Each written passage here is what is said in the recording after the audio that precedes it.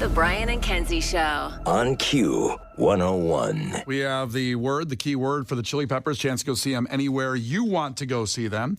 But we're just talking about YouTube. That's in a couple seconds, by the way. But we have YouTube's 19th anniversary.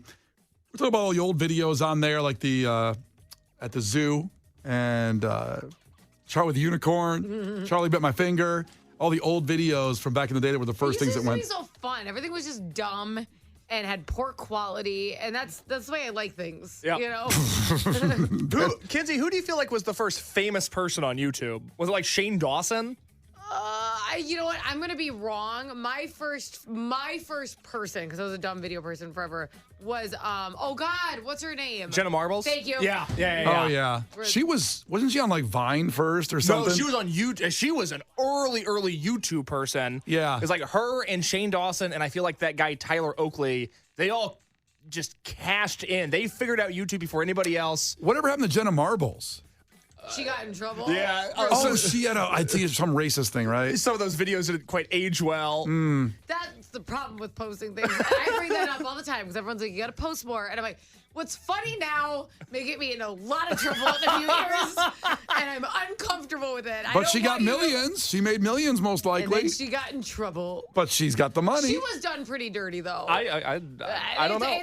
It's since been retracted. I don't know the story. I don't remember exactly what happened We're not to going her. to get into it. No, You should take a hard stand, Brian, even if you don't know the story. Okay, I'm for Jenna Marbles. I'll tell you what I am for, though. The whole text line jumped in on Leroy Jenkins. This was incredible, saying you got to play that one before you end the conversation, where Leroy Jenkins was a player character created by a guy named Ben Schultz from World of Warcraft.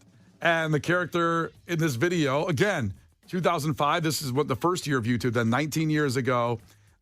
In the video, he's doing a discussion of the battle plan, and then he ruins the whole thing by charging in the combat, and his battle cry was Leroy Jenkins. The repeating, of course, percentage of survival. Well, it's a lot better than we usually do. All right, thumbs up. Ready, guys? Let's do this. Leroy! Oh my God, he just ran in. It was the best ever. People, this showed them like at that time, people would go out just anywhere in the street. Leroy Jenkins when you're going to ruin something. Brian and Kenzie in the morning. And Chicago's alternative all day. Q101. Brian and Kenzie on Q101. Big Bears news today. We'll get to it here in sports. The Q101 Morning Crew.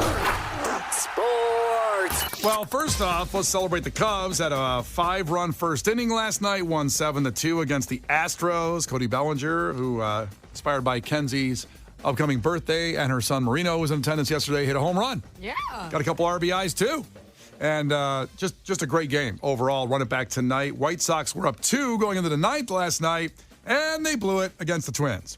Blown save situation. Now they're 3-20, lost 5 in a row. I went to bed when they were up 2. I was like, here we go, 4-19. This is our year. We're going to turn things around starting tonight. Yep. Not quite. No, it didn't happen. And I don't know if you really believe there was a big turnaround coming, but just 4 games sounds better than 3. 4 victories. 4-19. It's like, well, there's a shot. 3-20. There's no hope. They're going on a run Yeah. at 4-19. Yeah. So today at noon, the Bears will announce, well, basically that they have got a plan for a $4+ billion stadium on the lakefront.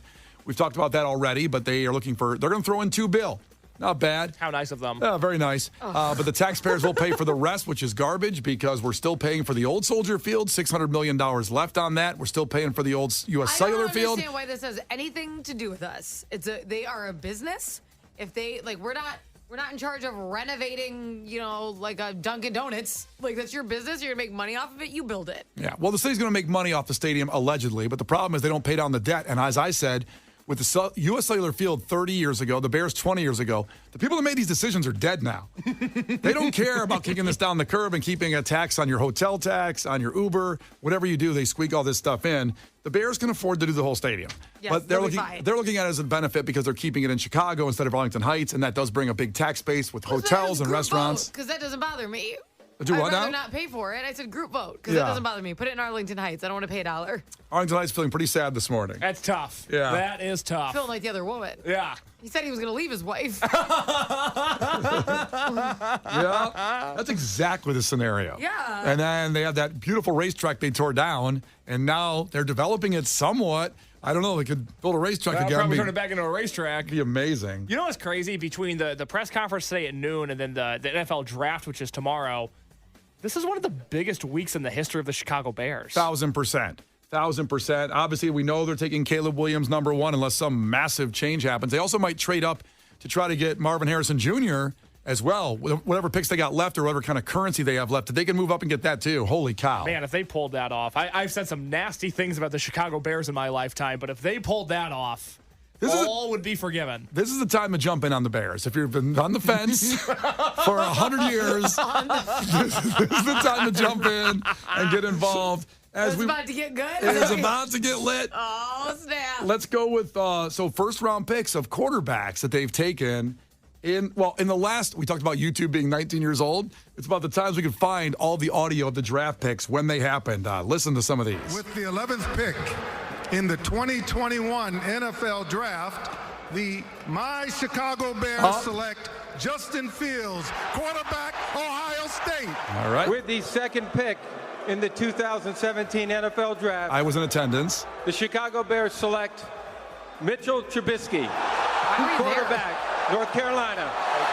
With the 22nd selection in the 2003 NFL Draft, the Chicago Bears select Rex Grossman, quarterback, University of Florida. Oh, my God. With the 12th pick in the draft, the Chicago Bears select Cade McNown, quarterback, UCLA.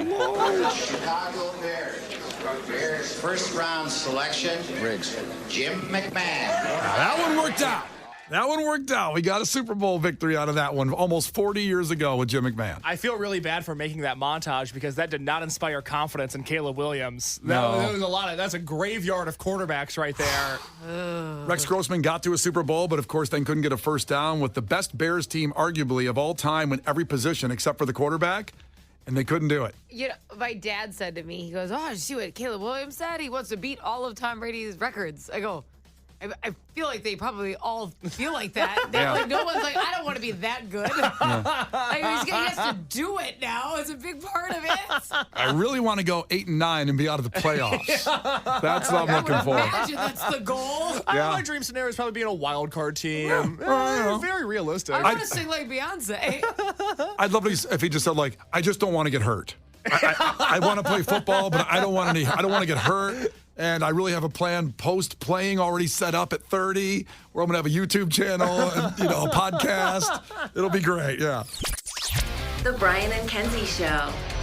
On Q 101. The Brian and Kenzie Show.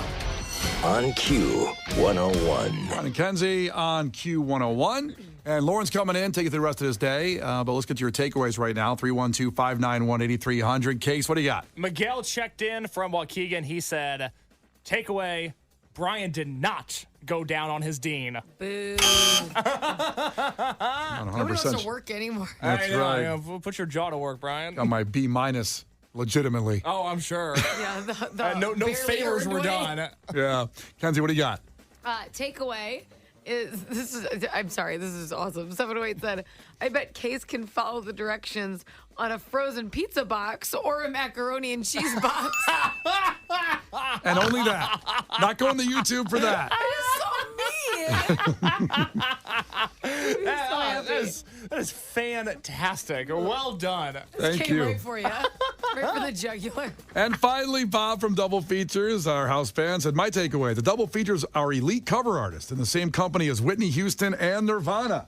Correct. As they took my song, we'll play this right now real quick, the song that I wrote this week and covered it wonderfully. You make me laugh, you make me weep, even when you're being such a creep. I dream of the day or night when you can speak. We'll finally understand why you're watching me poop, why you're watching me poop, girl. You make it weird when you're watching me poop. You're watching me poop, why you watching me poop, girl? Go play with some toys. I see you pooping right.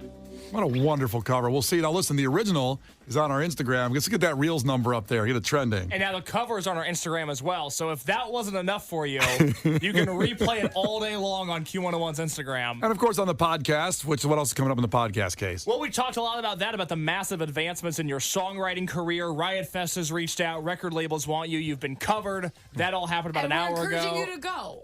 We're going to go to it. I am. I'm going to go on tour. We want this for you. Yeah. We'll see you later. Bye. I'm going. Also on the podcast, look, Chicago might not ever be the same after the closing of Foxtrot yesterday. A shocking day in the city. We talked all about that.